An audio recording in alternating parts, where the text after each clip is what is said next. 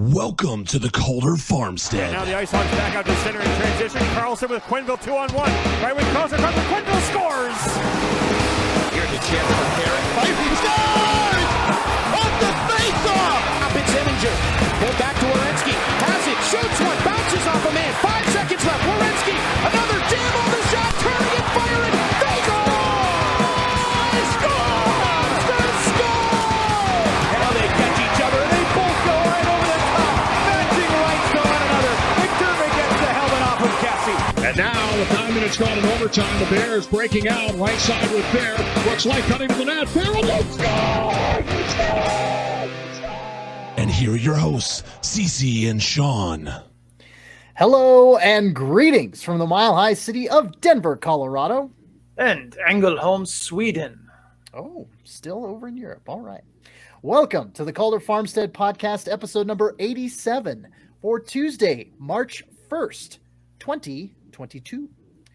If you're hoping for a podcast featuring grain and oilseed farming as Manitoba's second most provincial yield, we are not going to be much help. This is an American Hockey League podcast. My name is CC Hockley, the AHL editor of Full Press Hockey. And I'm Sean O'Brien from StatsTrack and the AHL's only league-wide analytics guy. And the only one of us two that are getting offers to go on different pods to talk about analytics. Okay. About analytics, yeah. Nobody asked that. I was going to say, there was that caveat, but anyway, okay. I digress. As always, thank you all for tuning in. And if you're new to hearing CC and I talk about hockey, we're going to recap some of the matchups of the past weekend in the American Hockey League for you. We both watched a lot of AHL games. We're going to talk about what we see when we watch the film, as well as use some advanced stats to help us break it down. If that's new to you, you may want to head over to our YouTube channel or podcast feed, wherever you're listening to us from, and check out episode 0. It's a short primer on some of the stuff we're going to be discussing, as well as how we view what's important on the ice. So if you're newer to some of the more advanced hockey stats terms like PDO or the point shares model, or newer hockey terms like controlled zone entries, go check that out so you better be able to pick up what we're putting down.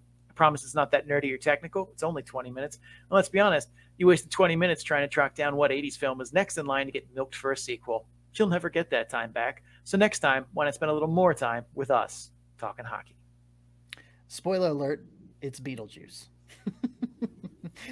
Sean says, bum, bum, bum, bum, wah.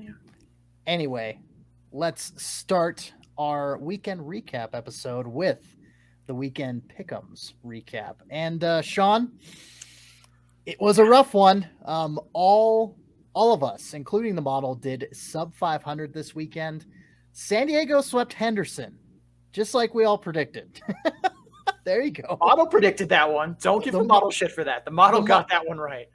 Right, but it just seems so, obviously our human bias got in the way of that, for sure. But Cleveland swept Lehigh Valley, and Syracuse's only win this weekend came against Utica. Yes, just like we all saw coming. The model got that one. The model did get that one? Yep. Yeah. I thought Utica is a favorite in that, or had a Syracuse is a favorite in that game, but we'll get to that game in a minute. Yes, we will. Our stats and all the craziness, I went 13 of 33. That's 39.4% correct pick rate. Sean and the model becoming 14 of 33, beating me by 1 pick, 42.4%. Sean wins the week. He moves to 5-7 overall against yours truly on the season. He's crawling back up there. We're going to be 500 before you know it. Overall season pick percentage, the model leading us both at 53.5%. I am barely ahead of Sean at 51.4%. He is at 50.9%. So anything can happen. It is anybody's pick'ems game, as it were, throughout the season. So anyway, those were our pick'ems. Now we go into the weekend recap, and we start off, of course, with the Atlantic Division. Providence versus Hartford. Their weekend series was Saturday at Hartford at 7 p.m. Eastern and Sunday at Providence at 3:05 p.m. Eastern. Sean, we've got some goals to discuss. Oh, yeah. And I think you should take it away. Go for it. All right, let's start on Saturday here. Providence chips one out of their defensive zone that gets all the way into the Wolfpack defensive zone. Adam Huska comes out of his net in the high spot to play it, but Koepenick gloves it down shortstop style and easily puts it in the vacated net. Not a good way to start. 1-0 Bruins. The captain responds for Hartford as Johnny Brodzinski, a.k.a. Johnny Be Good, hits the gas on a rush chance, goes behind the net, finds Matt Laredo in the slot. Laredo gets one through traffic past Kyle Kaiser-Soze. Tie game at 1 just under 5 minutes into the start of the game. Turnover at the Providence blue line by Victor Berglund brings Johnny Brodzinski on a rush chance. Brodzinski feathers one across Royal Road to Matt Laredo. Laredo gets it on net, but Kaiser makes the save. Austin Rushoff is right there to tap in the rebound, though. 2-1 Hartford, 10:27 left to go in the first period. Off a failed clear along the wall, the Bruins get a good bounce and a 2-on-1 from the circles. Jack Studnicka makes a nice move to create a passing lane and gets it across to Justin Brazeau. Brazeau snaps a shot low glove side past Huska to tie the game back at 2 with 3:28 left in the first. On a power play, Niels Lundqvist plays catch the point with Johnny Be Good. Lundqvist one-times the return pass through a layered screen past Kaiser to give the Wolfpack the lead 3-2 with just over 8 minutes left in the second period. A beautiful display of timing and passing execution on the power play as Patetto finds Ty Ronning in the slot. Ronning one touches the pass to Patrick Kodorenko at the bottom of the circle, and he cuts through the slot and backhands one to past Kaiser to extend the Wolfpack's lead 4-2 Hartford with 10:16 left in the third period. Anthony Greco turns on the Jets and flies past Tyler Lewington.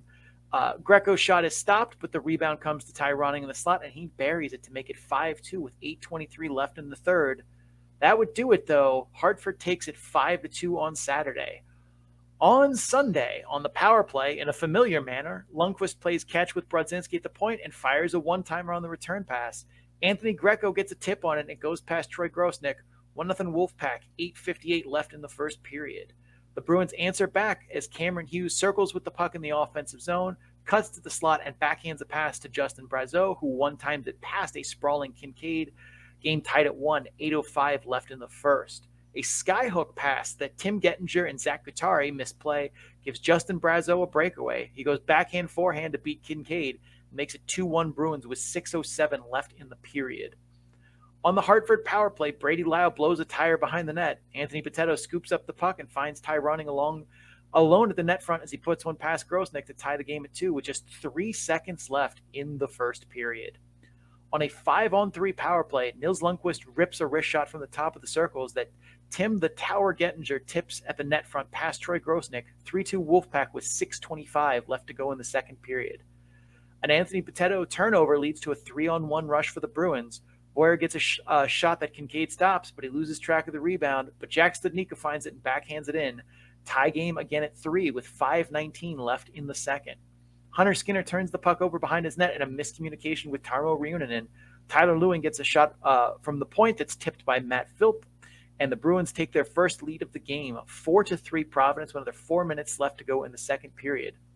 Aaron Ness gets the puck on the point of the power play. He fakes a slap shot, cuts to the inside for just a step, and risks one from distance that beats Kincaid for a soft goal.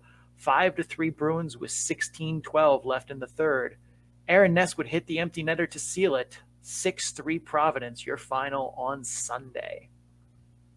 And this was one that we actually both got right. We both went with Hartford on Saturday and Providence on Sunday. And yeah, like I said, so did you. You took the home teams, albeit reluctantly, as you said. And the model picked Providence, 51.3% favorite against Hartford on Saturday, and then 53.5% favorite on Sunday. And the model was only half right. So yeah, and I mean, at least gave Hartford a very live chance in both games. So, and that's, yeah. I mean, we'll get there. So, yeah. By the way, something that kind of slipped through the cracks. February 2nd, Hartford signed Matt Laredo to a standard player contract. Solid. I mean, you mentioned him. Solid pickup. He's got 4 points in 7 games so far. Yeah, but it's just kind of an interesting note that, he played fairly well for San Diego, but a good middle six signing, I believe. So, yeah. Anyway, sorry. No All right. So let's take this game by game here since each side took one. What gave Hartford the win on Saturday over Providence? They listened to the podcast. We said in the preview, Hartford's offense was taking too many shots from distance and from outside the home plate area. They needed to fix that. They needed to work to get to better real estate to shoot from. That's what they did on Saturday. They worked for good shooting real estate and outshot Providence from the home plate area 21-19. We also said they either needed to get busy fixing the penalty kill or get busy not taking penalties, Shawshank Redemption style. Get busy living or get busy dying. Mm-hmm. They certainly didn't stop taking penalties, but in Saturday's game at least, they were arguably the more dangerous offense when the Bruins power play was on the ice. Did a great job of just keeping Providence from getting set up in the zone. Providence never really got much going on their power play attempts, even though they had a ton of them. And they had a lot of great shorthanded chances as well. The only thing that we said to do the Wolfpack didn't listen to was wear the reds. They went with the whites, which was an odd choice, but okay, I guess it worked out for you. But again, wear the reds. Increase the red. And not to undersell here, is Providence did have some grade A chances, but Huska played a hell of a game and came up big. I mean, the game was 2-2 halfway through the game, and Huska made a lot of big saves to keep it that way. And Kyle Kaiser-Soze did as well. Providence really hung him out to dry on a couple of chances, and he kept them in that game for at least a good portion of it. Like, Providence really did not play well, and I'd say the first half of that game, and gave Hartford a lot of good scoring chances. But both goaltenders stepped up and made sure that the score stayed close, at least until the end-ish. Hartford did get sloppy on times on Saturday and made some bad turnovers, which is problematic as well. But Providence just never seemed to do anything with them. No counterattacks, no scoring chances. It just seems like Hartford would make a bad turnover in the neutral zone, in its own zone, and Providence would just kind of do nothing with it. Like, they would get possession, maybe fire a low percentage shot, and that was it. Like, they never really turned those mistakes by Hartford into scoring chances, into goals. I am also 100% calling out Ryan Mujanel for one instance too. 1 second left in the first period, offensive zone faceoff, 5-on-4 power play. What do you do here, CC? You pull the goalie. Yeah. Yep. Literally 1 second left. So like exactly enough time where if you can win the faceoff and get a shot off, like you can score in 1 second from an offensive zone faceoff. If you're the defending team, you have no chance. That puck will take longer than 1 second to win back and then go all the way down the ice. You pull the goalie there. Obvious pull the goalie spot in the first period. Ryan Mujanel does not. Wow. 2 wah-wahs in, 12 minutes already. That was definitely a veteran coaching move, and he, being a rookie coach, I'll pick that one up. Fair. Completely fair. Well, hey, before we switch to Sunday, a lot of penalties in this weekend. While we rarely focus on this, Sean, what did you think of the officiating this weekend? I'm curious about this. I was completely fine with it. I mean, okay. Were there missed calls? Yeah, every hockey game ever played has missed calls. I played in a beer league game on Sunday, and there were missed calls in that one too. In a non-contact men's lower D hockey game, missed calls. One of which was on me. But were some of those calls in this weekend in the Providence Hartford series on the lighter side? I could see an argument for that. One or two that as an official I probably wouldn't have called myself. But I felt that the refs set a standard for what was going to be called and by and large stuck to that standard. And honestly, that's really all you can ever ask for.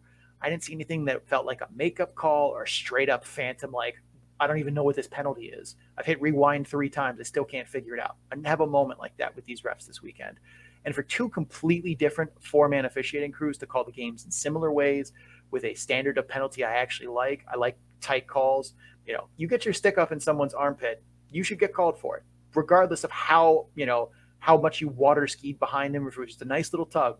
Like, you should get called for that for a hooking penalty. And that's what they did. Most importantly, like I said, what was called as hooking in the first period was called as hooking in the third period. That's a standard that they set, and it's, by and large, they seem to stick to it. I'm happy with that. If there are fans who are not happy with that because their team got called for lots of penalties, well, maybe your team shouldn't put sticks in guys' chests or, in their skates and stuff, and then they wouldn't get called. Like, them's the breaks. consistency is key, especially if you're a referee in any sport, I would say. Let's dive over to Sunday. Like we mentioned earlier, both teams found their power play groove with 6 power play goals in this one. Wow. How did the Bruins pull this one out with so many special teams points on the board? Unlike Saturday's game where we said that Hartford would kind of make bad turnovers and Providence just kind of never really turned that into anything significant, that very much changed on Sunday. Both teams played extra sloppy in this one. This was a sloppy Joe game. And some of that is to be expected. It's your third game in 3 days. You have fatigue brain, that's going to do damage to you. But Hartford was far and away the sloppier team, and Providence made them pay for it. The other big factor was that while neither goalie was particularly dialed in, Troy Grosnick was much sharper than Keith Kincaid. Kincaid was off from the opening faceoff and just looked out of sync all night. Misreading plays, didn't track the puck well, just looked like he wasn't ready to play that night. And he, by and large, has not been great for Hartford in February either. So now that we're turning the calendar over to March, hopefully that changes fortunes for him. But I noticed pretty early in this game that Kincaid was not doing so hot and didn't look good. I have it in my game notes written in bold around the 12-minute mark of the first period. It says, Kincaid does not have it tonight. But without Tyler Wall in the locker room, there's really not much Chris Knobloch can do there. I mean, this is a Sunday matinee game after a Saturday night game. Like, how do you put Huska in the net there? Especially, like, Kincaid gives up those two goals. Do you pull Keith Kincaid off of 2 goals? Like, yeah, he looks bad in the process of giving up those goals. And even in, like, other chances that happened, he did not look good. But are you really putting the goalie who just finished playing a full 60-minute game, less than 12 hours ago, 16 hours ago? I was told there would be no math. Like, do you put that guy back in net and pull Kincaid, who's at least had a day of rest? Like, that's rough. Personally, if I'm the coach, I do it. But as we've said before, I'm incredibly aggressive in those moments when I can tell my goalie doesn't have it that night. Kincaid did not have it that night, but I don't put that I don't put that difference of managing styles on Chris Knobloch. But Kincaid very much did not have it, and that cost Hartford too. It's also funny too. You mentioned the 6 power play goals in the game, but Providence power play still looked out of sorts at times. Like, yes, they still scored 3 power play goals. They were doing some things right, but on the power plays in which they did not score, they looked incredibly ineffective. So I would not say this was like a super win for Providence's power play. I would rather not have the only times I look dangerous be when the puck goes in the net, but, getting chances consistently throughout my power plays, or at least semi-consistently, the best you can ask for. And Providence just really didn't. Like, yeah, they scored 3, but they had, I think, 7 chances, and the other 4, it looked like they were lost. Well, besides go ahead. As I say, one overall thing though, Sunday was a slop fest of a game. In summary, Providence took advantage of Hartford's bad mistakes and Kincaid being off. That's the big story from me here for Sunday's game.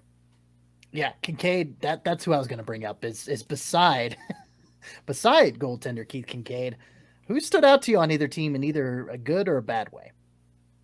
Anthony Patetto was someone who made 1 or 2 good plays and then just looked bad the rest of his time on the ice outside of those moments. And just lazy plays or confusing moments where I had no idea what he was trying to do.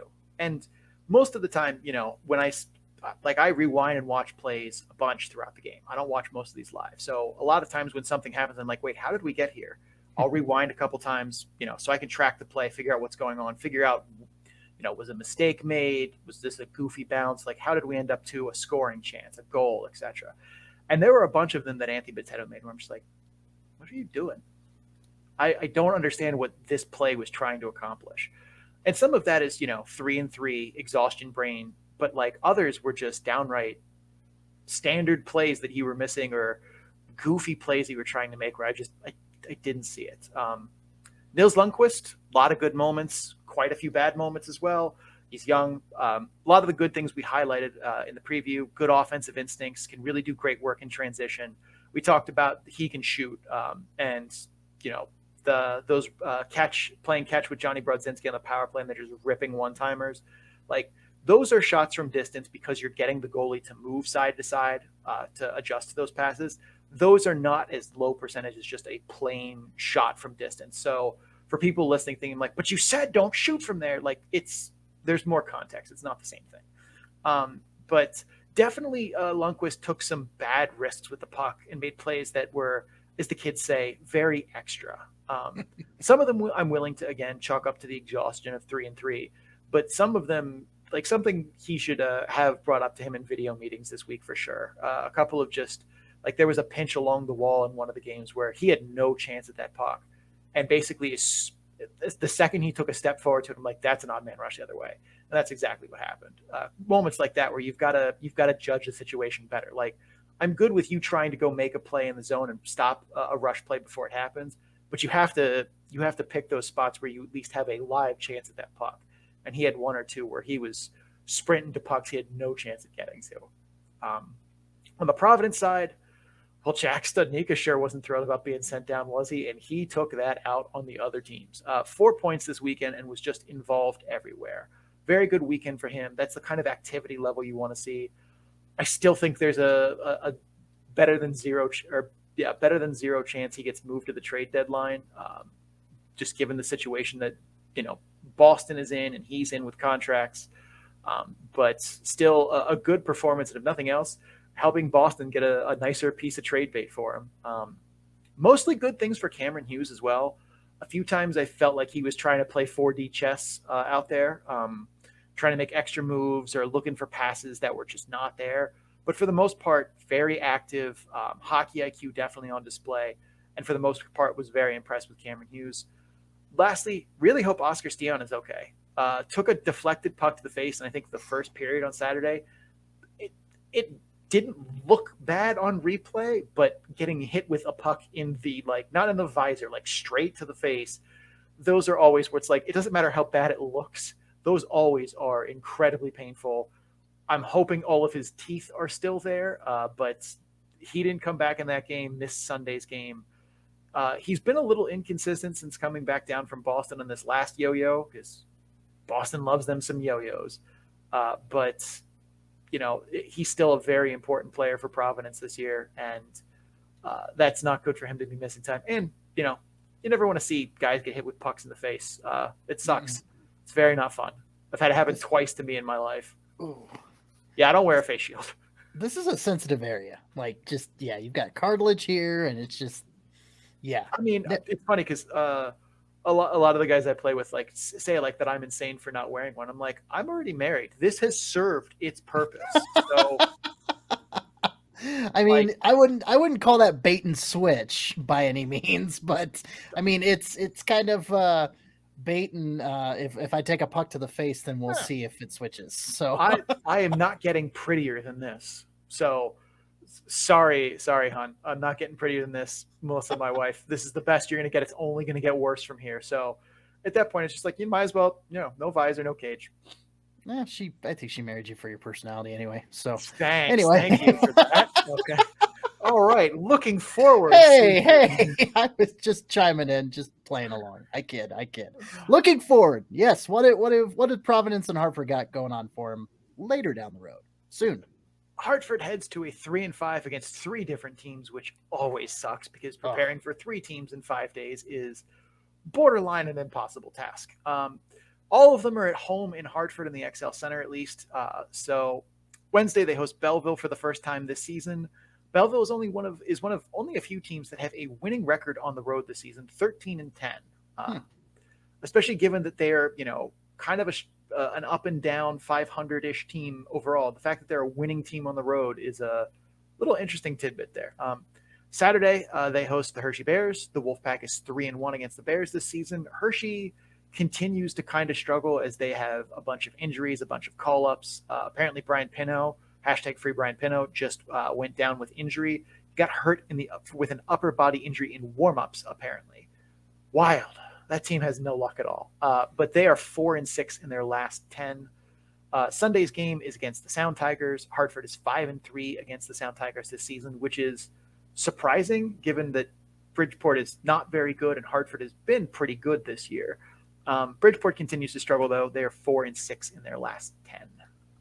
So 3 very winnable games for Hartford, but still 3-5 suck. Playing against 3 teams suck. At least they are at the XL Center. Providence heads to their own 3-5 against 3 teams, but unlike Hartford, they're on the road for 2 out of 3. Wednesday, they are in Lehigh Valley. They are 1-1 against the Phantoms this season. The Phantoms have been better recently, too. They've won 4 of their last 5. Saturday's game is in Springfield. The Providence Bruins are 3-4 against the T-Birds this season. Springfield is 7-3 in their last 10, but will not have the services of the Scott Perunovich Payne Tour. Then Sunday's game, they host the Wilkes-Barre Scranton Penguins in the Dunk. They are 3-1 against the Baby Pens this season, but the Penguins have strung together some wins. They have won 4 of their last 5. So that is what each team has to look forward to. But that is the end of our coverage for this series for the weekend. Is Wilkes-Barre Scranton still not a real team to you, Sean? No, they okay. Still don't believe. Just wanted to make sure. Well, yes, we're going to take our first break here of the program. After this brief respite, we're going to get to Syracuse. If you're just here for Hartford and Providence, though, thank you for stopping by. Don't forget to subscribe wherever you're listening to us from so you get episodes in a timely fashion. Also, check us out on social media. Links to all of our social meds, as the kids say these days, as well as links to our YouTube channel and popular podcast links can be found at our Linktree page at linktr.ee/the Calder Farmstead. We do the memes. We're pretty damn good at it. Just saying, humble brag. We're going to pay some bills. Sean is still jet setting in Europe. Got to pay for that Swedish krona or whatever their currency, I believe it's called, the krona. Anyway, we'll be right back. One weekend recap down. We've got 3 deep dives to go before we head to the cream of the crop. Syracuse, the Crunch. They had 3 games in 3 days. Friday, Rochester coming to Syracuse, 7 p.m. Eastern. Saturday, Utica, also coming to Syracuse, New York, 7 p.m. Eastern. And Sunday, the Crunch headed to Wilkes-Barre Scranton to play at the Mohegan Sun, I believe is what it's called. Mohegan Sun Arena. There we go. 3:05 p.m. Eastern, your standard matinee fare on a Sunday afternoon.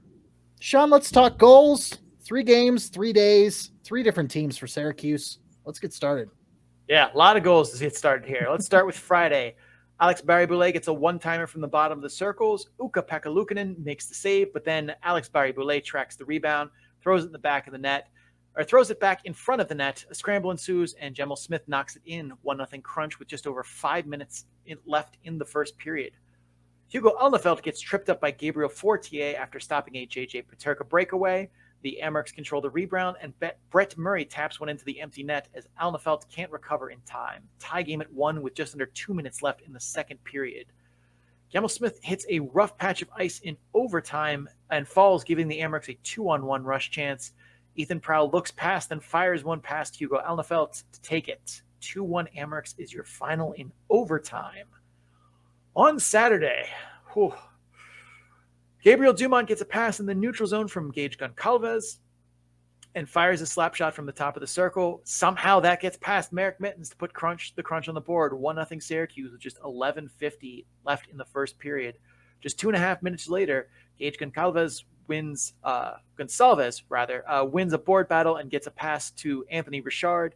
Richard curls into the slot and fires a wrister through traffic that beats Mittens. 2-0 Crunch. Simon Ryfors enters the zone on a 3-on-3 rush, drops a pass for Alex Green. Green shoots from distance, and Merrick's Mittens makes the save, but can't control the rebound.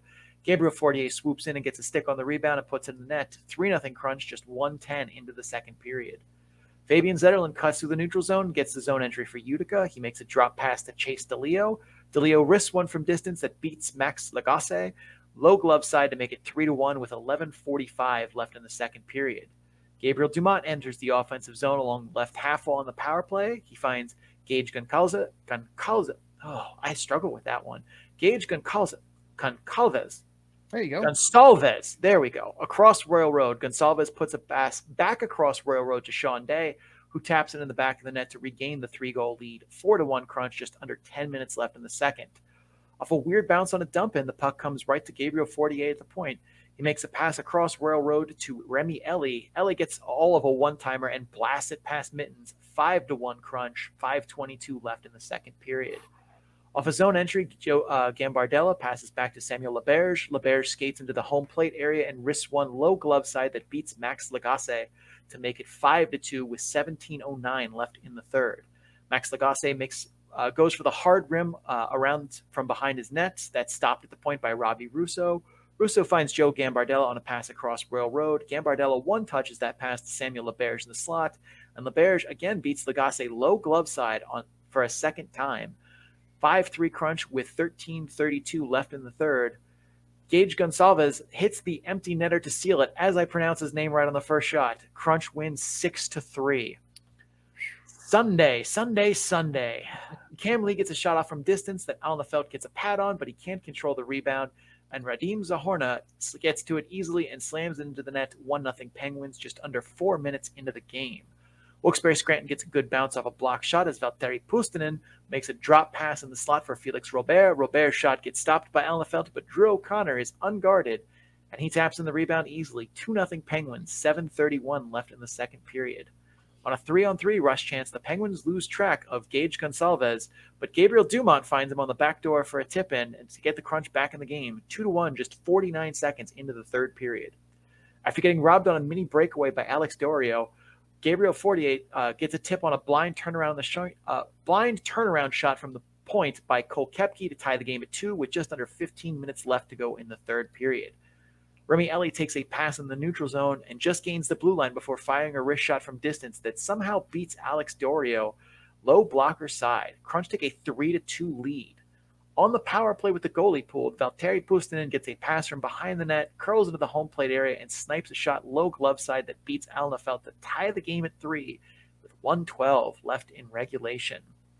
We head to overtime, where after an odd man rush for the crunch, the Penguins come back 2-on-1 the other way. Drew O'Connor shoots 5-hole on Alnefelt. He makes the save, but Cole Koepke comes crashing into him and jars the puck loose into the slot. Taylor Fedun swoops in and scores in the chaos. And that'll do it. Penguins win 4-3 in overtime. Wow. Crazy.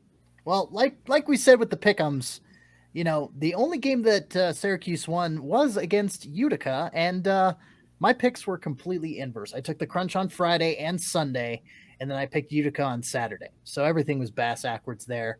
You picked the crunch over the Amerks on Friday, but then you took the Comets and the Pens in the others. So at least got the Penguins pick right. Right. The model said Syracuse was a favorite in all three matchups, 57.3% on Friday against the Amerks, 51.4% on Saturday against the Comets, and 50.5% favorite against the Baby Pens on Sunday. Gosh, when the model is so close like that, it's kind of a push. Yeah. Anyway, not at all the weekend we thought it would be for the crunch, as you've probably gathered from what I just said. Let's start with Friday, though. How did the Amerks pull out this one? There's no way to sugarcoat this. The crunch got absolutely voodooed on Friday. Rifle, a.k.a. Ukko-Pekka Luukkonen, was just in the zone. He stole that game. Mm-hmm. The cops in Syracuse have him on wanted posters all around the city. The crunch were far and away the better team. I think only J.J. Paterka's line did much of anything on offense that disrupted the crunch. But Rifle was dialed in, tracked the puck well, got a bunch of good saves. And we say all the time, the best team does not win every night. We also say all the time that goaltending is voodoo. It's basically made up. Friday night was an example of both of these just kind of coming together nicely. The Koepke, Smith, Alex Barré-Boulet line was fantastic in this game, though. They looked to not just be on the same page, but on the same sentence together, which is wild because Gamble Smith has played 17 whole professional games in the last 3 years. That's it. Since the pandemic stopped the 1920 season, he has played 17 games. And 3 of those games he played in February with the Red Wings, where he got like 7 minutes a night, I think was the average, something like that. I think he played 9 minutes one night and 5 minutes the other 2 nights. So like really not getting minutes in a couple of those games. And you could definitely tell there were some moments where Gamble Smith made some mistakes, some rust there that's still getting shaken off after basically barely playing the last 2+ years. Anthony Richard, same kind of deal, still adjusting to the team, still kind of finding his place in the systems. A couple times where you could tell he zagged where he should have zigged, or the other way around, whichever you prefer. Sure.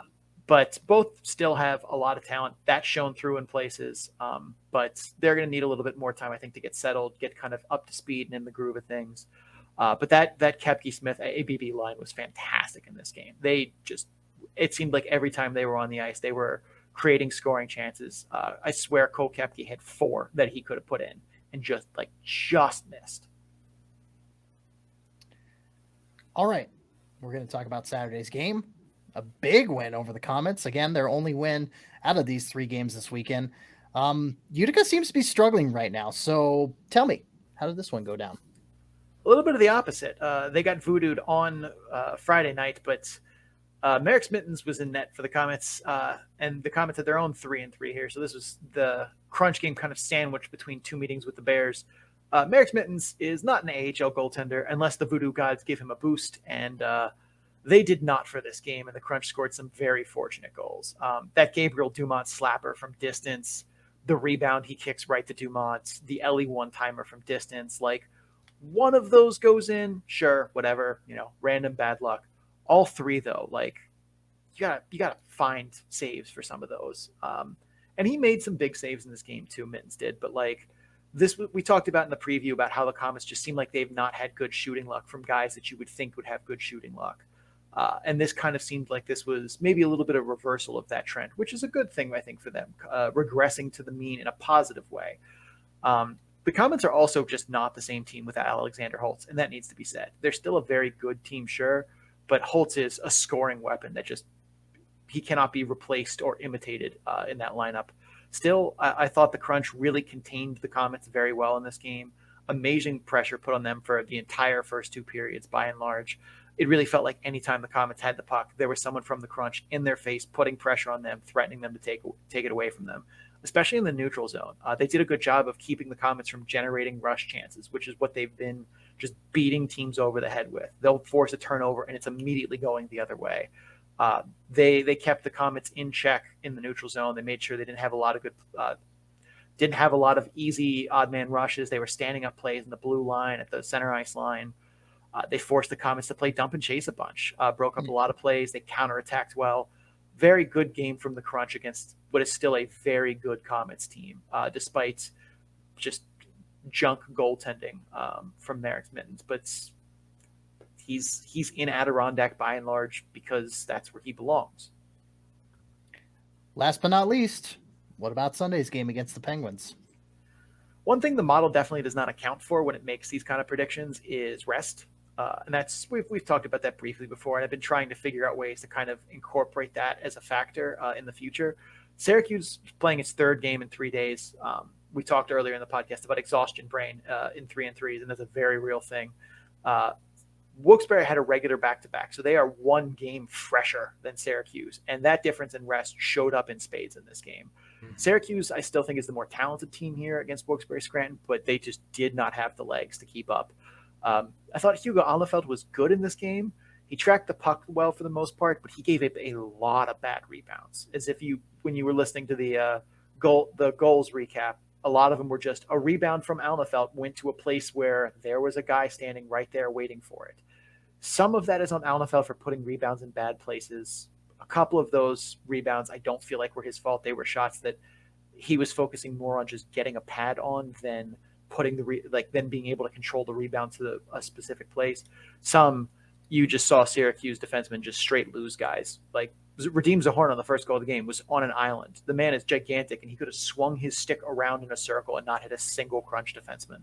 It's not great for a dude who scored from 4 feet from your goal mouth. I think it was Drew O'Connor who scored the other rebound goal, just standing there by himself. Nobody, all the other defensemen had kind of forgotten about him.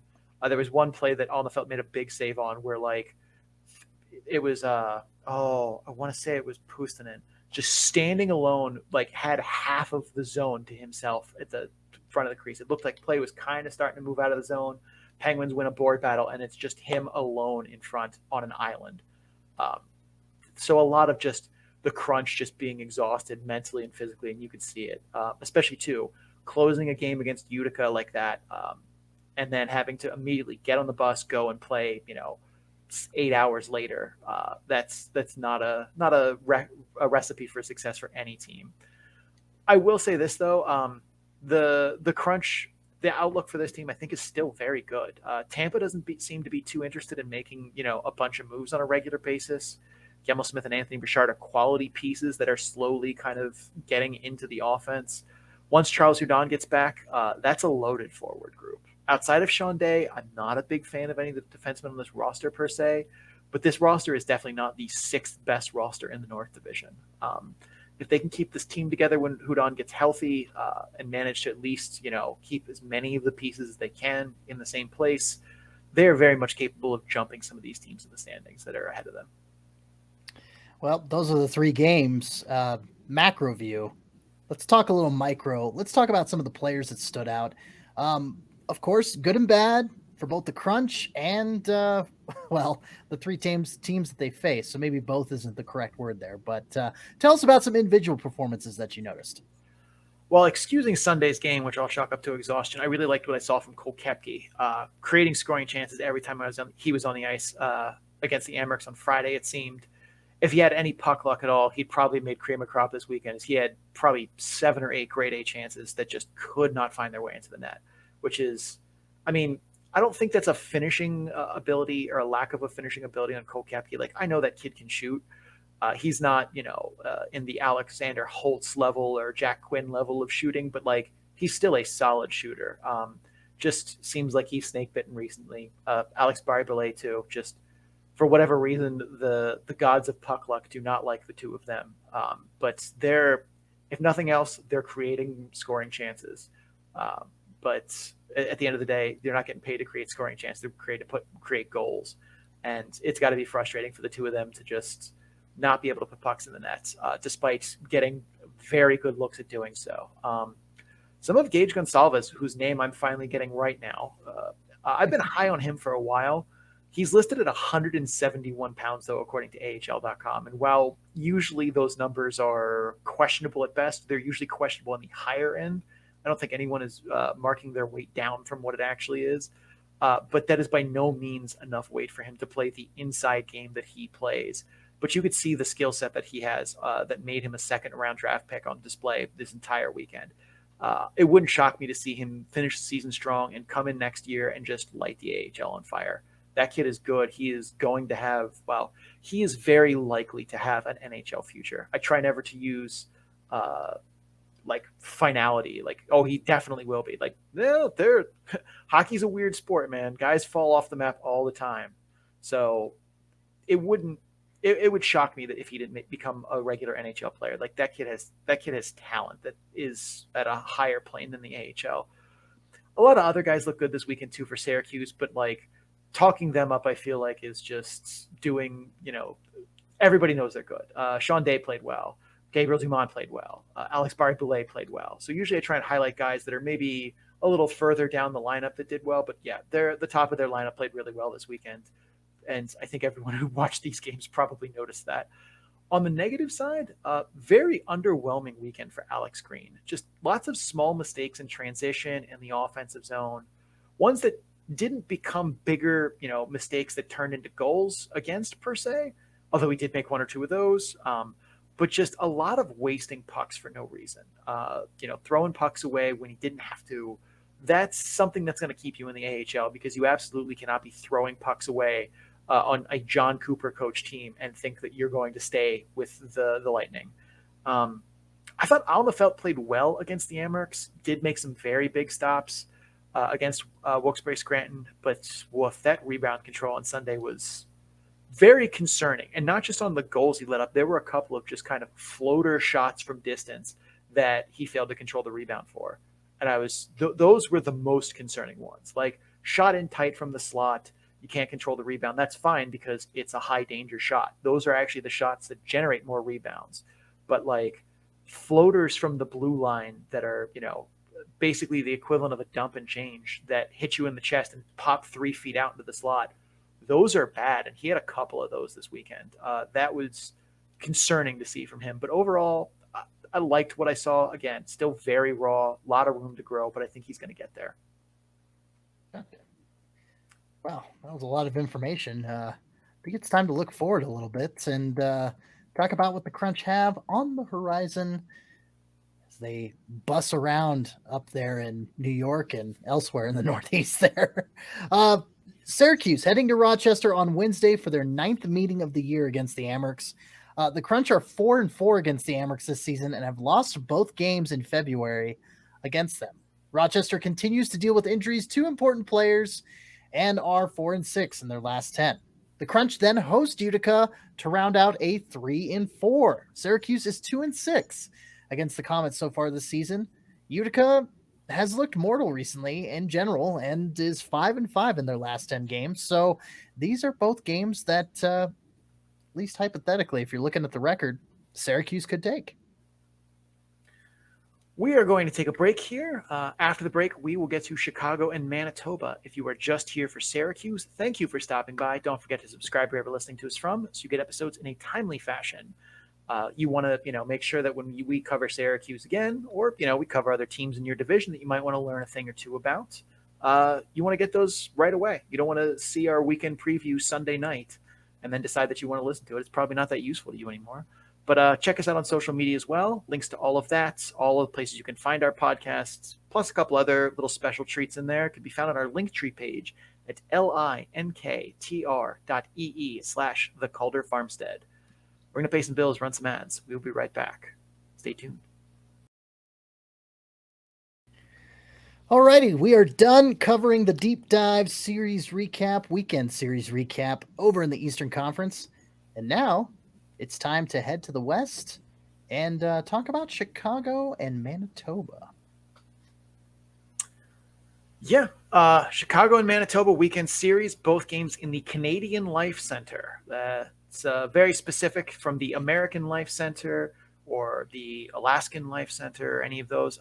Saturday and Sunday games at Manitoba, 2 p.m. Central for both of them. Afternoon delights on Mies nights. CC, some goals happened in this game. Let's talk about them. Tell me about them. Break them down for me. Okay. Saturday afternoon, takes a little bit into the first period, but Kevin Fitzgerald put Chicago on the board first with a slap shot goal at 12:36 of the primary regulation period. Little over 4 minutes of gameplay later, David Gust from Chicago passes it to the front to Max Lejoie, who dishes it to Jack Drury on the right wing side. A yawning net sits before him, and he scores. 2-0 Wolves at 16:41 of the first. We head to the second period. A bold move by David Cotton causes a turnover behind the Manitoba net.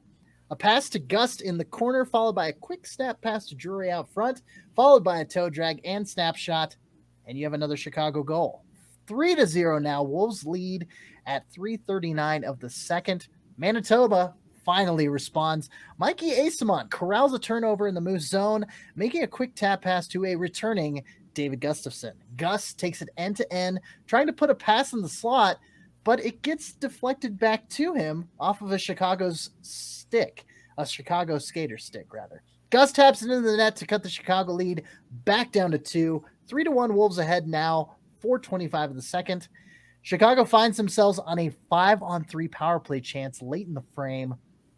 After a fast-paced zone entry, Andrew Podorowski passes to Lejoie towards the slot, who then forwards it to Josh Laveau down low.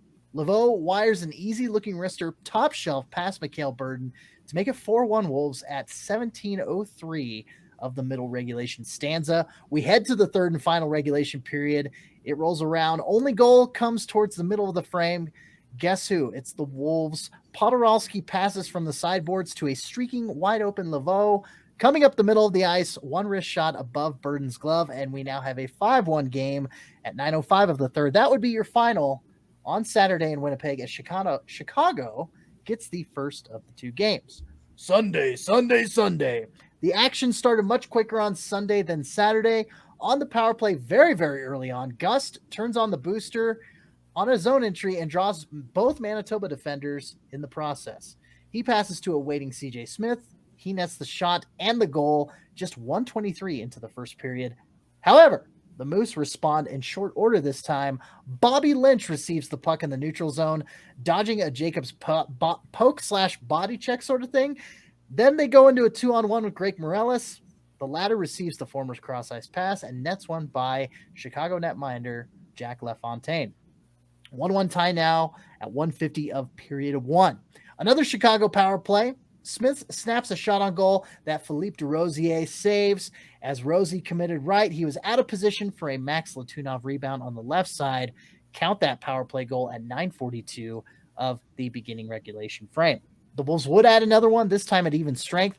Jacobs accepts the pass from Drury above the high slot, but below the blue line. So right in there, a slap shot by Jacobs results in an attempt at a glove save by DeRosier, but DeRosier miffs on the glove save as the puck passes the goal line.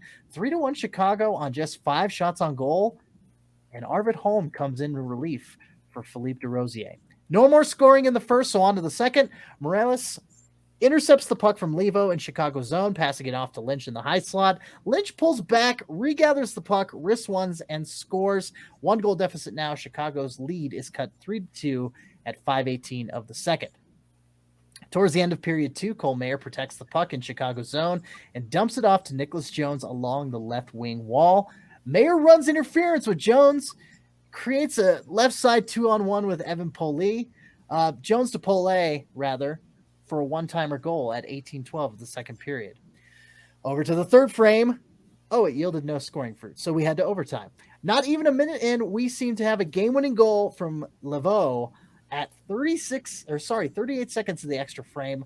Podorowski drove in on the left wing side. He got hit by Ville Hanola as he came into Holmes' crease. Podorowski's right skate clips Holmes' right pad, pushing him ever so slightly back and to the left. Podorowski passes it to Laveau right before wiping out, but after review, the refs say no goal. After a rare post-whistle overtime scrum before, or slightly after that, 4-on-4 hockey for a couple minutes, no scoring, we go to the shootout. After Gustafsson and Podorowski both score goals in the initial 3 rounds, Holm made a desperation diving save on Laveau in the 4th round before Manitoba's chance. It was the stick of walk-off Jeff Malott. Some fancy stick work, 5-hole goal, and Malott just right off the ice. Just the door opens, he scores the goal, and just, all right, I'm going to head out. That would do it. Manitoba picks up the second point, 4-3 shootout victory. Take a deep breath, because that was a lot of goals, and I'll try to give you the Reader's Digest version last time. That was a lot. Yeah. I do want to ask you before we finish here, the overtime call there in the Sunday game, or the second game. I mean, that's a literally game-changing call of goal, no goal, as Malott scores the shootout winner. The Moose take a game that maybe should have been Chicago's. I'm curious as to what you thought. I saw it too, so I'm going to chime in here as well. But I'm curious as to your thoughts. If you're the referee on the ice, how do you rule that Podorowski running into Holm? Well, he came in and Hanola was defending him, and yeah, Hanola did put the body on him, but I know we talked about this a little bit before we started recording, but my initial response was, okay, Podorowski's right skate hit Holm's right pad, and Holm, got knocked back into the left, like I mentioned, and so that made sense to me why the referees called it a no goal, is that Podorowski ran into Holm. And kudos to Podorowski for actually having the offensive awareness to get the puck to Laveau right in front. I mean, that was a Herculean effort. That was pretty, while he's falling down and everything, Ovi status. But anyway, that's what I thought. I thought it was a justified no-go call.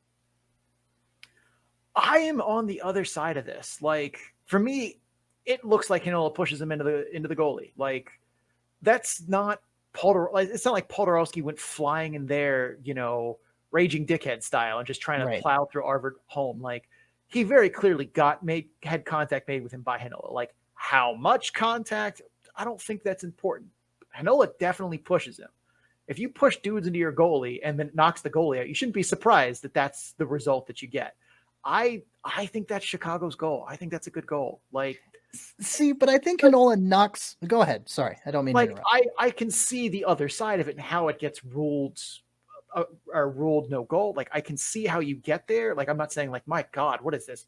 The blind leading the blind, but like, I see how you get there. I disagree with, like, I think it comes down to if he goes in there of his own volition, there's like very clearly no force from Heinola or whatever, then yeah, no goal, no questions asked. But like, dude pushes him in. And for me, that's a very much a play stupid games, win stupid prizes moment. But when you're putting the body on a skater coming into the goal, when you're putting the body, like Heinola, he's putting the body on Podorowski. Podorowski's momentum carries him into the net.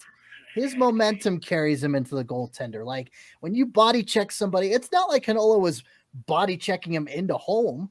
And like the broadcast team in Manitoba said, they put it very succinctly. They said it doesn't warrant a goalie interference call. Like, it was a right leg hitting a right pad. It was just a no-goal call. There was no penalty called on it, which I thought was the right. That was the right call as well. Yeah. Like, you definitely can't call a penalty on that in that moment. But like, I guess you can. I've seen worse calls be made this season. So sure. But like, that's. I don't know. I think there is, when your dude gives momentum to Podorowski. Like, I don't think you can make the argument that should Heinola have not touched him, do you think Podorowski hits him anyway? No. Probably not. Like, there's a chance he no. does. I think it's very unlikely he does. And for me, that's what makes the difference here. Is without Heinola's, push of however hard you want to call it, like, without Heinola, the chances that Podorowski goes in and touches home in a way that interferes with him, I think, is very, very tiny. So for me, Heinola is instrumental in making, this contact happen. And that's friendly fire in my book. That's not on Podorowski to get out of the way or whatever. That's your own dude pushing a dude into your goalie. Like, that to me says good goal, but I can see how they got there. I think that's Chicago's goal. Sorry, Manitoba. Well, picks recap here. CC, you went, I think Chicago for the sweep here is what you said. I see. Correct. Chicago doesn't want Canadian bacon all over their face again. Sweep. So you took the Wolves to sweep here. Yes. You were one overtime referee's decision away from a correct choice there. Right. I struggled with this one a lot. I think I'm going with the Wolves in a sweep. I didn't feel good about it. I thought Manitoba would sneak one in there, but I didn't want to try and guess which one. So I went with Chicago sweep. The model took Chicago in a sweep. We were all one overtime referee call away from correctness here. And then Jeff Malott walked it off. So both took 1 point for those picks. CC, the Moose dropped the first game by 4 goals, but managed to grab a victory from Chicago on Sunday in that 4-3 shootout win. What were the big adjustments here? What were the key differences between Saturday and Sunday? I don't think there were any major adjustments. I think Manitoba, they played with tenacity in both games. That was the word that first came to my mind at each matchup, tenacity. Chicago, as we know, is one of the best teams in the AHL. There were many occasions on both nights where the Wolves drew one too many defenders away from their assignments, and Chicago made them pay on the score sheet. They were really good at kind of lulling them into complacency, as it were. Aside from those defensive gaffes from the Moose, the offensive effort was there. Alex Lyon, Chicago netminder, big surprise. He's a quality AHL goalie. Some of his saves on Saturday could not be made by a rookie, say like Jack LaFontaine's ilk. But in spite of Manitoba's effective setup on passing sequences and scoring chances, Chicago's defenders were adept at getting sticks and bodies into lanes to deflect the puck away from Lyon. The pucks just literally weren't bouncing Manitoba's way on Saturday. And, with a little over 2,100 folks in attendance, the audience kind of came across as a little flat. So I'm assuming, that home ice advantage they were looking forward to wasn't really happening. They almost doubled attendance on Sunday. You could see it on AHL TV. The stands were much fuller. They came across as more energetic, and so did the Moose. I mean, they still played with that tenacity, but it's like they kicked their game up just into an extra level. This one goes to 11. This one does go to 11, and that's what they turned it to. After that first goal by Chicago, Manitoba scored a mere 20 seconds of game time later. They didn't let the Wolves bully them like the first game. The Wolves, scored 3 goals in a row before they finally responded. You fall down that much that early, it's hard to dig yourself out of that hole. So they didn't let the Wolves bully them into turnovers like Saturday's matchup. The first 2 goals came on power plays. The third was a gross error on DeRosier's part that ended his night in net. Manitoba played a complete game on Sunday. Offensive generation on quality chances, defensive mindfulness, much more so than Saturday's game, and 24 saves on 24 shots on net for home in a 54-minute relief effort. Saturday, however, left me wanting for more disciplined defensive play during Wolves zone entries and the physicality presented on driving skaters towards the net on Sunday. All right. Like we spoke about last episode in the weekend preview, Manitoba's special teams has been the saving grace keeping the Moose competitive. I have a bad feeling about this. How'd they do against a hardy Chicago power play and penalty kill? Well, I think you should trust your gut feeling on this one because, that bad feeling. Chicago scored 3 power play goals on 5 chances over the weekend.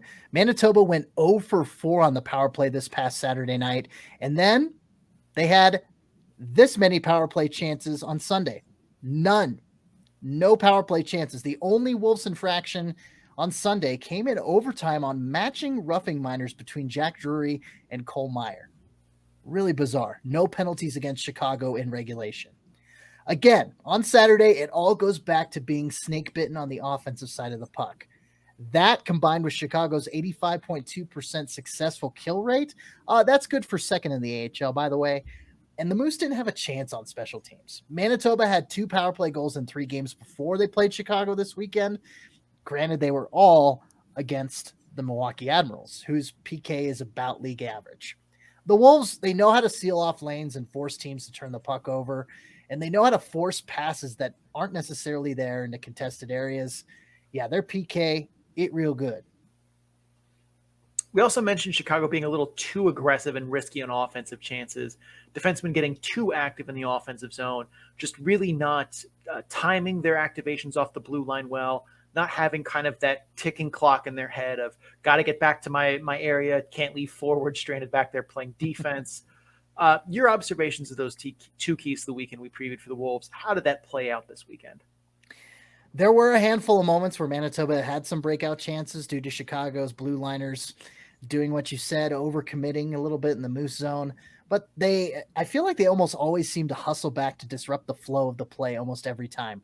Like even if they did have a 2-on-1 or a 3-on-2, they could get a shot on net, but it wasn't like there was a lot of traffic in front of Alex Lyon or Jack LaFontaine. So, sorry, I jumped to the second key there first. The Wolves were much more patient when it came to setting up their offense. There's that first key. And creating quality opportunities in the Moose end. Sequences of cross-ice passing, star players drawing multiple defenders before passing off to a wide-open teammate. Andrew Podorowski. Excuse me, I had a little something in my throat there. Just straight up committing larceny behind Manitoba's net. There was a couple goals on Saturday where they caused a turnover behind the goal line, and it resulted in a goal. It was just poor defensive effort by the Moose. And, 3 power play goals executed in special teams perfection. I tell you, this Chicago team is scary. I know we've said that multiple times this year, but when they slow it down and put on some Guns N' Roses and just have a little patience. I tried to go with my Axl Rose there with a little grovel. Yeah. I'll keep my day job. Sorry. But anyway, we've said it all year long. The Western Conference crown, it's probably going to go through Rosemont. And when they are patient and executing at such a high level, I mean, there's a reason Manitoba has kind of been lingering. I say lingering, but they've done well quietly to maintain that second spot in the Central Division. But Chicago is, God, they're so damn good. It's scary. If they're patient and execute their systems correctly, they're just going to mow right on through the Western Conference to the Calder Cup final. For sure. And I think, I mean, we've said it too. It's when Chicago, and it's just like last season, when Chicago is on its game, they are capable of being scary good. And we've seen them on their game through big stretches this season already.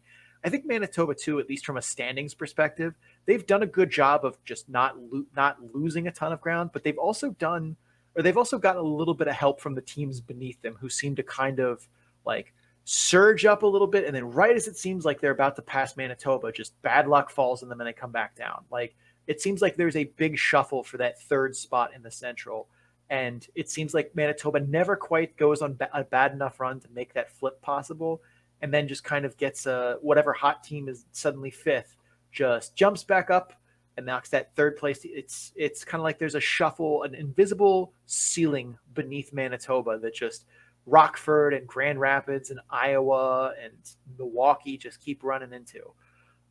But from let's go macro to micro. Which players stood out to you from this 2-game set in either direction of the ledger? Positive, negative, maybe a little bit of both, maybe neither.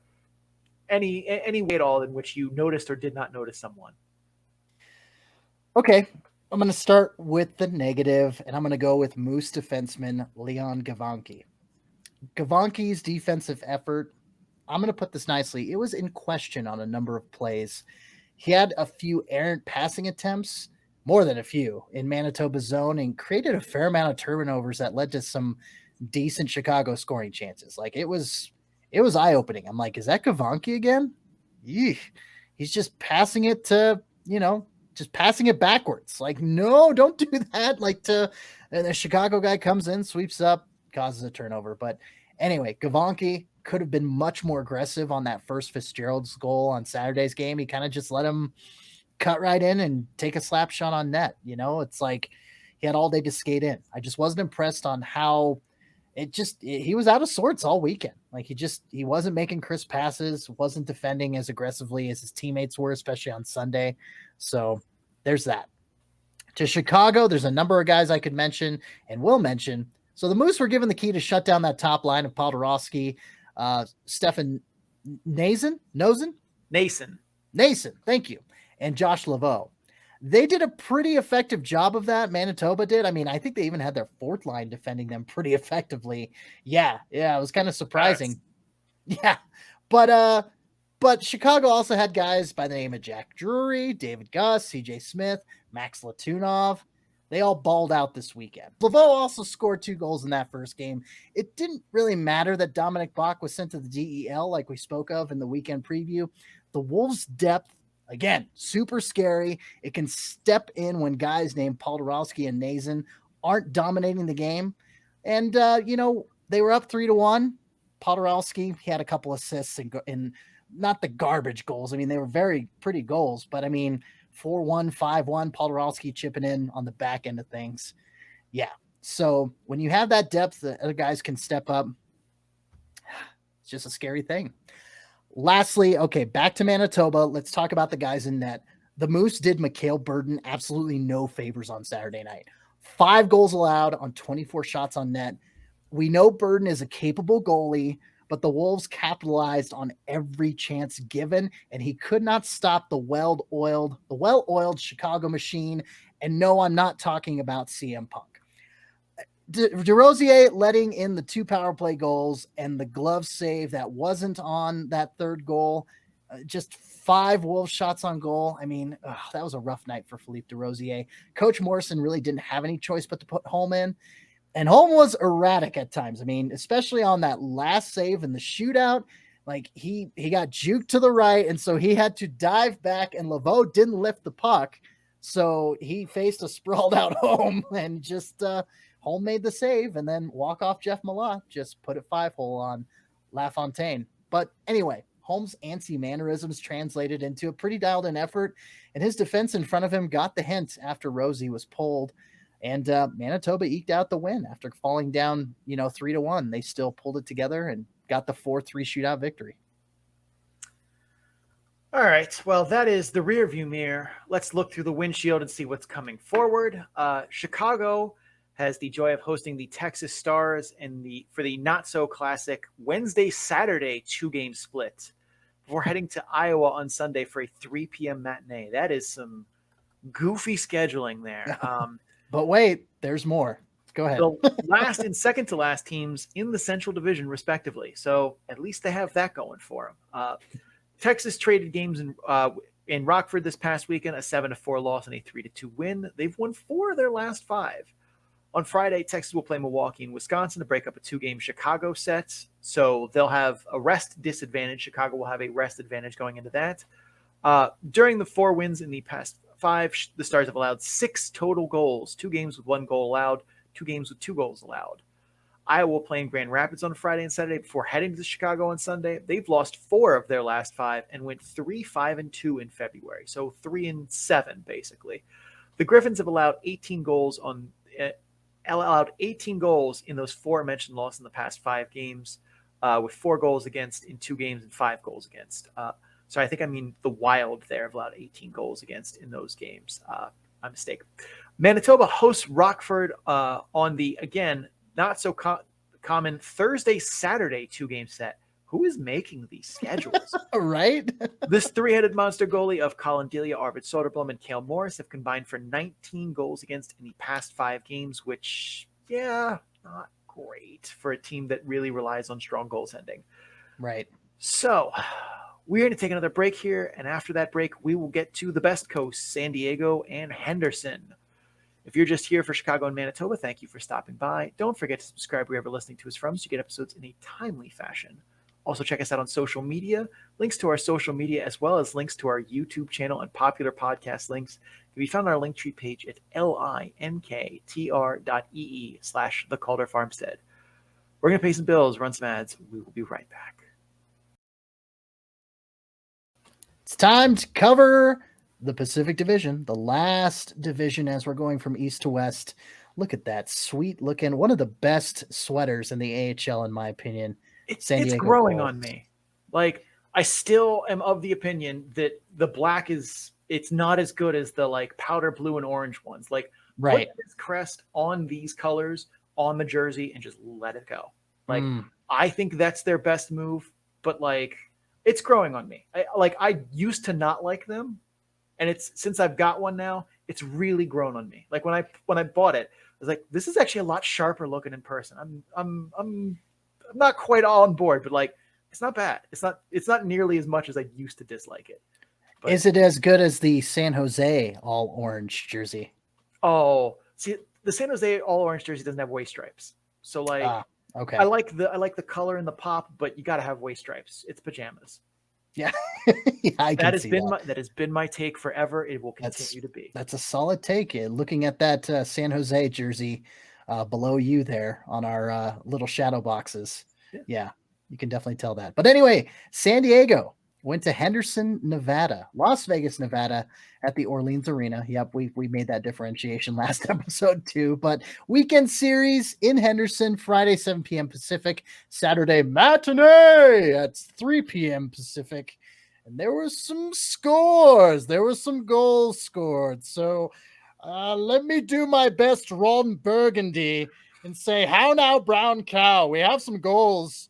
I need everybody's attention. Sean O'Brien, take it away.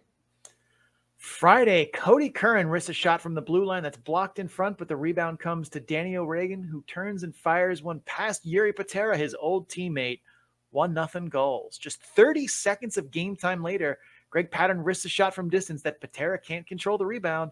Danny O'Regan finds the rebound and taps home the power play goal to make it 2-0 goals just under 5 minutes into the game.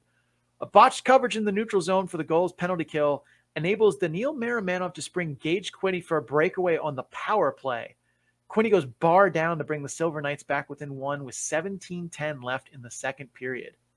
On the power play, Vinny Lettieri fires a shot from the half wall that Alex Limoges gets a tip on, and it sneaks past Patera, 3-1 goals. On the power play again, Danny O'Regan fires a shot from distance that Patera stops, but once again, can't control the rebound. Alex Limoges taps home the rebound, 4-1 goals. A turnover in the Knights' defensive zone by Miramanov quickly leads to a scoring chance at the net front as Benoit Olivier Groux backhands it to Perreault in front. Perreault and Elvenez jam at it until Lucas Elvenes gets it in. 5-1 goals, 4:29 left in the third. Henderson gets one back in garbage time as a broken play in the goal's defensive zone ends up on Jonas Ronbjörg's stick on the half wall. He feeds Pavel Dorofeev for the one-timer that Dorofeev blasts through the 5-hole of Dostal. 5-2, and that would be your final. Saturday, fresh out of the penalty box, Jacob Larson gets a hold of a stretch pass from Bryce Kindop for a breakaway, roofs it over the shoulder of Dylan Ferguson. 1-0 goals, just 3:39 into the first period. Jacob Perreault and Bryce Kindop double-teamed Leighton Ahak on a dump-in. Perreault finds Alex Limoges in the slot. Limoges dekes and puts it 5-hole to give the goals a 2-0 lead. On a counterattack after a botched 3-on-2 by Henderson, Trevor Carrick springs a 2-on-1 for the goals. Lucas Elvenes fires a wrister, but Ferguson makes the save. Once again, can't control the rebound, and Greg Prince swoops in and puts it in the net. 3-0 goals with under 5 minutes left in the second. Off a face-off win, Jacob Larson is under pressure and throws a prayer at the net. His prayers are somehow, some way answered, and his shot finds the net. 4-0 goals, 16:47 left in the third period, but that would do it. The Gulls sweep the weekend with a 4-0 win. Danny O'Regan and Lucas Elvenes revenge weekend set. Oh my goodness. Wow. Well, goal sweep, as we predicted, not. I was close. I was gonna be bold. I said fortune favors the bold. I said they were going to pick up 3 of 4 points, but God, they took all 4. I said San Diego on Friday straight up, Henderson bouncing back on Saturday in overtime. And you said, as much as you love Ron Burgundy, you were going to take Henderson's side and go with the sweep. And the model, of course, making fools of us both, picking San Diego, 53.4% favorites in both games on the road.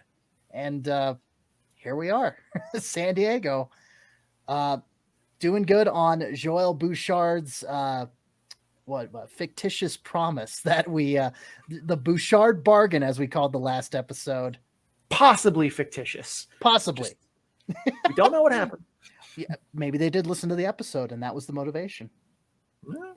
It's hard to say. Probably not. But anyway, never know.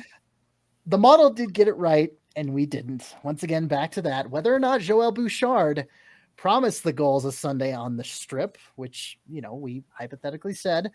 Sean, what powered the goals to the weekend sweep here? I mean, first and foremost, I have to give credit where it's due. Gulls fans invaded the Orleans Arena. Really? Never seen anything like that since we started this podcast. Big props to the Gulls fan base for turning the Orleans Arena into San Diego East. This, you could hear them doing Gulls chants when they scored. It literally sounded like this was in Pechanga Arena. It wasn't. Saw the big, Silver Knights logo at center ice, but this was a Gulls crowd by and large. They were there en masse. They were loud. Credits to the Colony. Credits to that fan base. They made this into a home game for San Diego. On the ice, both games boil down to 4 simple concepts for me. First, making fewer big mistakes. Second, getting turnovers and turning them into scoring chances. Third, getting offensive zone time and turning that into scoring chances. And 4, having the voodoo, aka goaltending, be on your side. In all 4 categories, the Gulls were better than Henderson by and large over this weekend. Both teams made mistakes. No one plays a mistake-free game. No one. But limiting mistakes where possible has always been the goal. The power play goal to make it 2-1 on Friday was off a big mistake by the Gulls. That penalty kill just misplayed it badly. Gage Quinney on the breakaway. But all of those rebounds not being controlled by Henderson and not being swept away by D, them not boxing out guys at the net front, those are big mistakes by the Silver Knights, and the Gulls put those in the back of the net repeatedly. When San Diego did make a bad turnover, it didn't seem like Henderson was able to get that going the other way or make an odd man rush or turn into a scoring chance. It seems like the Gulls would make a bad turnover and nothing really happened. Sometimes Henderson didn't even turn that into a shot on goal. They didn't execute in those moments with urgency, and they allowed the Gulls to recover. I mean, look at the 2 goals from Saturday. Jacob Larson gets out of the box, and Henderson isn't ready for it. Stretch pass right to him, breakaway, 1-0. Henderson misplays a 3-on-2, and instantly, Gulls, other way, grabbing that turnover, going on a counterattack, goals scored to take a 3-0 lead. That is getting a turnover or getting a good moment and attacking right away. That's moving with urgency when someone makes a mistake. San Diego did it. Henderson did not. In terms of possession in the offensive zone, turning that into scoring chances, on Friday, the Gulls didn't just have possession of the puck in the offensive zone more. They turned those possessions into scoring chances. Henderson got offensive zone time, but it rarely seemed that they turned that into something that looked dangerous. A lot of it felt like a lot of low percentage chances, shots from the point that were them trying to kind of reset the offense. A lot of one shot and done too. The Gulls were winning races to the rebounds. When there was a loose puck on the wall, Henderson was not winning those battles. It seemed like when they did get offensive zone time for the Silver Knights, they just didn't turn it into a scoring chance, where the Gulls did. The Gulls made sure that, if they got time in the offensive zone, they were going to put pucks in the net from dangerous areas. And lastly, we said it in the preview, Yuri Patera and Dylan Ferguson are very much not Logan Thompson. Very few goaltenders are Logan Thompson. I guess technically speaking, only one actually is Logan Thompson. But both underwhelmed this weekend for sure. Both also were not done any favors by the Silver Knights team in front of them, whereas Lukas Dostal very much looked the part of the goalie of the future for the Ducks organization. He had a rough start to the season, but he seems to have put it together recently, and that's not shocking to me. I'm not the best goalie evaluator. I've never played the position. I still have a lot to learn about the mechanics and so on. But even with what I do know, I see what the Ducks see in him. There is no such thing as guarantees on prospects, especially at 21 years of age, which in goalie development years basically makes him an infant. But man, that kid has game. And he hasn't quite put it all together yet, but I believe he will. I think that kid is going places as a goaltender, and I am not alone in that thought. But he very much looked sharp this weekend, whereas Patera and Ferguson looked kind of dull, to mix metaphors a little bit there. I know, back to Logan Thompson real quick, I know he has just played super well for Henderson over the past couple seasons, and the fact that he's now getting his chance, as much as you'd call it a chance, at the NHL level, a couple games played this season and everything, and he's held his own pretty well, very small sample size, but I mean, here I was covering Logan Thompson and Parker Milner with the South Carolina Stingrays in the ECHL back in 1920. And now here we are, Logan Thompson, just one of the best success stories out of the AHL in the past couple seasons, goaltender or otherwise. And I think I definitely think that he has started to turn the corner a little bit in terms of he's not going to, I think there's a pretty good chance Logan Thompson does not peak as a very good AHL goaltender, but can't make it at the next level. He is getting looks at the NHL, and they're not just we got dudes that are hurt right now. As far as I know, Vegas has 3 reasonably healthy goaltenders in Brissant and Panda and him. So he, by most team standards, should not be still in the Golden Knights side that you would think he'd be the first one back. But Vegas seems to have seen good things from him and Henderson, which, yeah, obviously. But, being a goaltender at the AHL level and being a goaltender at the NHL level are different levels of competency. And I wasn't positive that Logan Thompson had that next gear to him to be a starter at the NHL. Again, goaltending is something that if you weren't a goalie is very hard to kind of understand at a fundamental level. Right. So I've had to do a lot of work picking it up, and it's not an exact science. Goaltending is voodoo, but he seems to have found that gear in him and is going to be one of the very few guys who has an ECHL career of meaningful time that could turn that into a NHL career of meaningful time. I can count on one shop teacher's hand the number of guys who have gotten to actually do that. So congrats to Logan Thompson as always.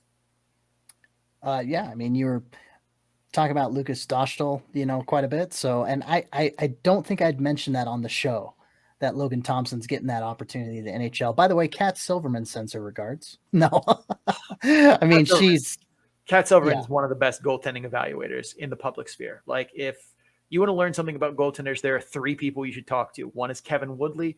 One is Mike McKenna. The other is Kat Silverman. I know McKenna and Kat have goaltending experience. Kevin Woodley's he's a beer league goaltender, but okay. Him and everyone at In Goal Magazine, basically, they're all fantastic. Anytime Kevin Woodley comes on the Hockey PDO cast with Dmitry Filipovich, that is appointment viewing.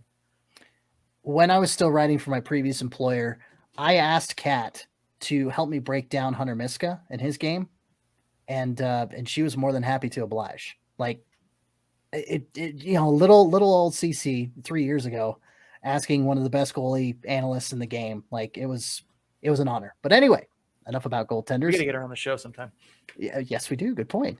Who stood out to you on the player level? The skaters, not the tendies, but the actual skaters this weekend. Who stood out? I mean, we said in the preview, Pavel Dorofeev is one of my favorite players to watch in the AHL right now because that kid is just, I mean, he oozes swagger and is so entertaining. Creative and tries things without throwing pucks away. He did that this weekend and more. A spin move at the goal line, trying to dangle through guys and like being successful at it, not just, trying to go 1-on-4 every time. Like he does these moves in the right spots, whereas we've seen other players in the past do them in not the right moments. A couple weeks ago when we covered the comments, we talked about Riley Walsh doing that. He also somehow got away with a huge slashing penalty during a breakaway that didn't get called, and I have no idea how. But regardless, Pavel Dorofeev, very fun player to watch. Enjoy him while you have him, Henderson fans, because pretty soon the tickets to see him are going to be at least triple the price. On the flip side, not a weekend you want to remember for Caden Korsak. A lot of sloppy mistakes that had me shaking my head. I mean, one example, both he and Delabatore were down in the offensive zone, and there were two forwards covering for him on the point, which if you are a defenseman and you see two forwards on the point covering for you, you know that you either need to be directly involved in scoring a goal or you need to be getting your ass back to the point to relieve one of those forwards, because forwards are not meant to play defense. That's an aspect of their game that it does not translate well, especially manning the point as a forward playing defense. And he saw that and then kind of took the scenic route to getting back. And in the process of that, Delabatore turned the puck over. Both the forwards kind of jumped to do forward things because that's where their brain is. And instant odd man rush the other way. And because he took the scenic route, he's way out of position. And you just can't do that. Like you need to have that awareness, that urgency to make that move. And he didn't. That plus lots of other little mistakes that just came back time and time again to like Caden Korsak not doing the right things. Again, just one weekend, but still one to forget for him. On the goal side, I mean, you could tell that Danny O'Regan and Lucas Elvenes were itching to stick it to their former team. Oh, yeah. O'Regan was everywhere. In some places, and in some cases, he was too many places where he's invading the space of his teammates and kind of overcrowding them just because he wanted the puck every single time his steel touched the ice. Elvenes a little more reserved, but you could still tell he wanted to stick it to Henderson here. Jacob Perreault also looked better this weekend. We talked about what's been going wrong with him in the preview, and I started to see him drive to the net a little more on this play a more sound off puck game. Got 2 assists on the weekend. Neither were, amazing passes on his part, but you get yourself back on the score sheet, get some confidence back in your game, helps you find your groove, especially considering both were from plays where he went to the rough areas of the rink, fought for pucks. Hopefully that sticks with him a little bit because that's something we need to see more of. Him going to the net, finding soft ice, battling for pucks. That's what Jacob Perreault is going to do to help get his game right. There are other aspects of his game like shooting more that he still kind of needs to find spots for, but to see him more involved in the play, going to the net front, getting into those dirty areas and making plays is a step in the right direction. All right, looking forward for San Diego and Henderson. Okay, the goals. They head to a 3-4, all against the Colorado Eagles in Loveland. Eagles throwing it back to some ECHL scheduling, 3 games in 4 days in the West there. Eagles have won all 3 games this season. They've also won 4 of their last 5 games overall, but that's definitely a series that I'd be interested in, especially with how good San Diego looked against Henderson. The Silver Knights head to Ontario for a Friday-Saturday series on the road. Henderson hasn't fared well against the Reign as they are 1-4 on the season. Ontario has also won 4 of their last 5. The Reign continue to do Reign things and remain at the top, or near the top, rather, second place in the Pacific Division standings. All right, we are going to take a break here. After the break, we will get to the cream of the crop, the best players of the weekend. If you are a San Diego Gulls fan, you may want to stay tuned for this one. If you're just here for San Diego and Henderson, you're not interested in anything else, thank you for stopping by. Don't forget to subscribe wherever you're listening to us from so you get episodes in a timely fashion. Also, check us out on social media. Links to all of that and more can be found on our Linktree page at linktr.ee/the Calder Farmstead. We're going to pay some bills, run some ads. We will be right back. Stay tuned. Well, hello out there. It's time for a little madness, but let me tell you, I'm unjustifiably in a position I'd rather not be in, but the cream always rises to the top. Wow, freak out. It's time for the cream of the crop with the Macho CC Hawkley, the Macho CC, as the kids call it these days. I have no idea what I'm talking about. Sean, let's pass it over to you, my friend. First cream of the crop of me, a name I've been struggling with all night, but I'm going to get it right here. Gage Gonzalez, 1 goal, 4 assists, 5 points on the weekend. All primary points, was everywhere this weekend. It seemed like he's finally starting to break out into the player I've thought he could be for a while. Been big on his game. He is my third cream of the crop for the weekend. CC, Macho CC, give me your third cream of the crop for the weekend. Oh, you like a little brotherly rivalry? Man, yeah, let me bring it up on the show. Sure would. Kiefer sure would. With the Colorado Eagles, scored the game-winning goal on Saturday in a 4-1 victory over Milwaukee, then scored the game-tying goal with just 38 seconds left on Sunday before a 4-3 overtime victory to complete the sweep of the Admirals. And guess what? It was against his brother Cole Sherwood. Oh, I love me a good brotherly rivalry. You got Bret Hart and Owen Hart. You got Kane and The Undertaker. Oh, yeah. Kiefer Sherwood, the better of the two. My third cream of the crop for the weekend. Yeah. My second cream of the crop of the weekend, Lukas Dostal, 54 of 56 on the weekend, a .964 save percentage, 2 wins, and his first career shutout. Lukas Dostal, I mean, he was one of the big reasons San Diego was able to party all day Sunday, theoretically, on the Strip. He also got a call-up as John Gibson, not feeling so hot, non-COVID illness, wasn't able to go, and he got to cash an NHL paycheck. So always a nice little bonus. Drinks at the MGM Grand are on Lukas Dostal.